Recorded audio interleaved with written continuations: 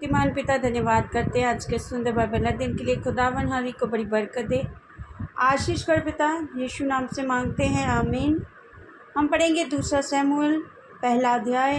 दाऊद को शाऊल की मृत्यु का समाचार मिलना। शाऊल के मरने के बाद जब दाऊद अमालेकियों को मारकर लौटा और दाऊद को सिगलग में रहते हुए 2 दिन हो गए, तब तीसरे दिन ऐसा हुआ कि शाऊल की छावनी में एक पुरुष कपड़े फाड़ सिर पर धूल डाले हुए आया। जब वह दाऊद के पास पहुंचा तब भूमि पर गिरा और उसको दंडवत की।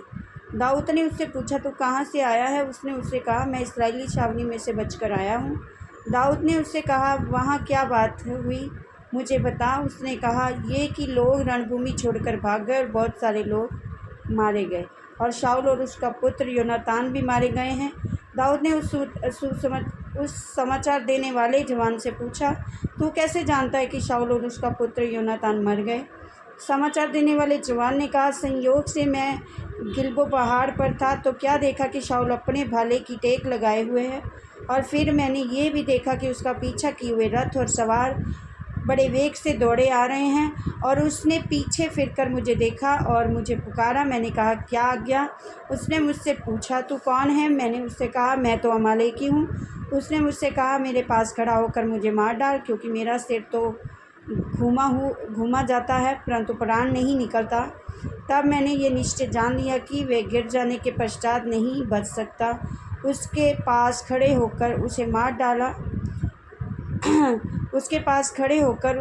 डाला और मैं उसके सिर का मुकुट और उसके हाथ का कंगन लेकर यहाँ अपने प्रभु के पास आया हूँ। तब दाऊद ने अपने कपड़े पकड़कर फाड़े और जितने पुरुष उसके संग थे उन्होंने भी वैसा ही किया।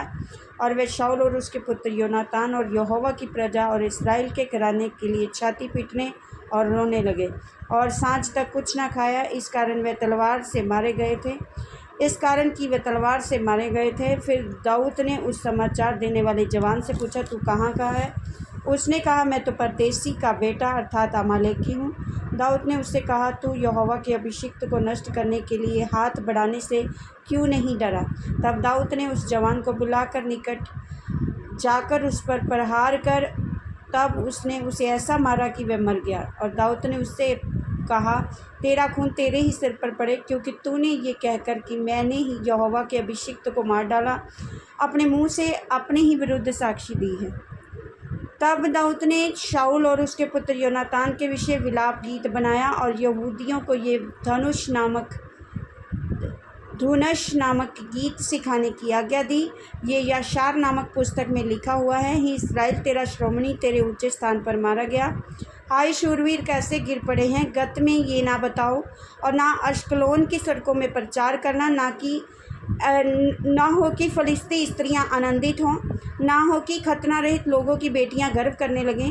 हे गिलबो पहाड़ों, तुम पर ओस ना पड़े और ना वर्षा हो, ना भेंट के योग्य उपज वाले खेत पाए जाएं, क्योंकि वहाँ शूरवीरों की ढालें अशुद्ध हो गई और शाऊल की ढाल बिना तेल लगाए रह गई। जूझे हुए लहू बहाने से और शूरवीरों की चर्बी खाने से योनातान का धनुष न लौटता था, ना शाऊल की तलवार शूशी फिर आती थी। शाऊल और योनातान जीवन काल में तो प्रिय और मनभाऊ थे और अपनी मृत्यु के समय अलग ना हुए, और वे उकाब से भी वेग से चलने वाले और सिंह से भी अधिक पराक्रमी थे। हे इस्राएली स्त्रियों, शाऊल के लिए रो, वह तो तुम्हें लाल रंग के वस्त्र पहनाकर सुख देता और तुम्हारे वस्त्रों के ऊपर सोने के गहने पहनाता था। हाय युद्ध के बीच शूरवीर कैसे काम आए। हे योनातान, हे ऊंचे स्थानों पर जूझे हुए, हे मेरे भाई योनातान, मैं तेरे कारण दुखित हूँ। तू मुझे बहुत भाऊ जान पड़ता था, तेरा प्रेम मुझ पर अद्भुत वरन स्त्रियों के प्रेम से भी बढ़कर था। हाय शूरवीर कैसे गिर गए और युद्ध के हथियार कैसे नष्ट हो गए। इस वचन के द्वारा पर ब्लेस करेंगे, आमीन। सबको जय मसीह।